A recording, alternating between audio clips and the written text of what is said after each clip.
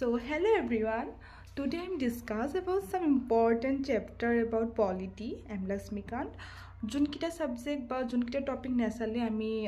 polity পঢ়া নপঢ়াৰ একো value নাথাকিব ফাৰ্ষ্ট চেপ্টাৰটো হ'ল ফাণ্ডামেণ্টেল ৰাইটছ আমি যদি ফাণ্ডামেণ্টেল ৰাইটছ নপঢ়োঁ দেন আমাৰ পলিটিৰ পঢ়া নপঢ়া একে হ'ব কাৰণ আপুনি চাব পাৰে যোনখিনি ষ্টেট গভৰ্ণমেণ্টৰ এক্সাম হওক বা আমাৰ যোনখিনি চেণ্টাৰৰ মানে চেণ্ট্ৰেল গভৰ্ণমেণ্টৰ এক্সাম হওক তাতে আমাৰ পলিটিৰ পৰা কুৱেশ্যন অহা প্ৰায় দেখিবলৈ পোৱা যায় আৰ্টিকল 14 হওক আৰ্টিকল 16 আৰ্টিকল 32টো গম পাইছে ৰিচেণ্টলি যোনটো আমাৰ যে এক্সাম হৈছিলে তাত আমাৰ 32ৰ ওপৰত কুৱেশ্যন আহিছে তাৰ উপৰিও হ'ল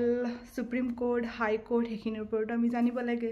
পঞ্চায়তী মিউনিচিপালিটি সেইখিনিৰ ওপৰতো আমি সেইখিনি শিকটা ছাবজেক্ট আছে আমাৰ পলিটি এম লক্ষ্মীকান্তত আমি তাৰ পৰা ষ্টাডি কৰিব লাগে আৰু DPSP fundamental duties fundamental rights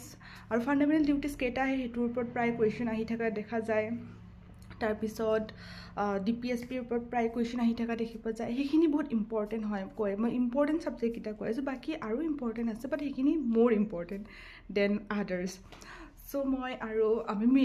প্ৰিএম্বলৰ কি আমাৰ কোনকেইটা এমেণ্ডমেণ্টত আমাৰ যোনখিনি ছেকুলাৰিজম সেইখিনি এড কৰা হৈছিলে সেইখিনি চাব লাগিব এমেণ্ডমেণ্টো ইম্পৰ্টেণ্ট এমেণ্ডমেণ্ট চব